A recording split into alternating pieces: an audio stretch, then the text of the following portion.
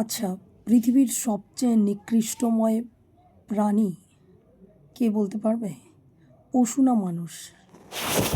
আমাকে একটু জানাও তো যে পৃথিবীর সবথেকে নিকৃষ্টময় মানুষ না পশু? আমাকে যদি জিজ্ঞাসা করো, আমি বলবো পৃথিবীর সবথেকে নিকৃষ্ট প্রাণী হচ্ছে মানুষ। কখনো দেখেছো কোনো পশু খাদ্যের জন্য কোনো পশুকে মেরে ফেলে? কোনো পশু বিষয় আশয়ের জন্য কোনো পশুকে মেরে ফেলে? কোনো পশু তার শাবক বাচ্চাকে ফেলে রেখে জন্মের পর চলে যায়?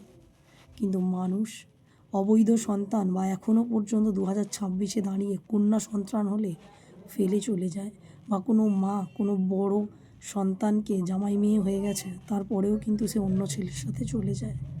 কখনো দেখেছো কোনো পশু ব্রাহ্মণ বৈষ্ণবের মতো ভেদাভেদ করে? আবার এটা দেখেছো যে কোনো পশু তার পাশের পশুর বাসা ভেঙে দেয়? কোনো পাখি দেখেছো কখনো তার পাশের পাখির বাসাকে ভেঙে দেয়? বা কখনো দেখেছো কোনো পাখি খাবার সংগ্রহ করে রেখেও অন্য পাশের কোনো পাখিকে না খেতে পেয়ে মরতে দিয়েছে? কিন্তু কোনো মানুষ, সে হাজারো বিষয় আশয় সম্পত্তি থাকলেও এতটুকু কিন্তু ছেড়ে দেয় না পাশের লোকের জন্য।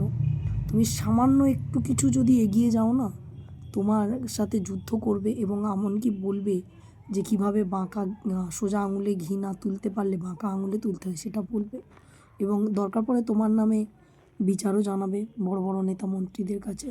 তো সেই জন্য বলছি যে কখনো দেখেছো যে কোনো পশু তার মানে প্রতিদ্বন্দ্বীদের সাথে মারপিট করছে না গো?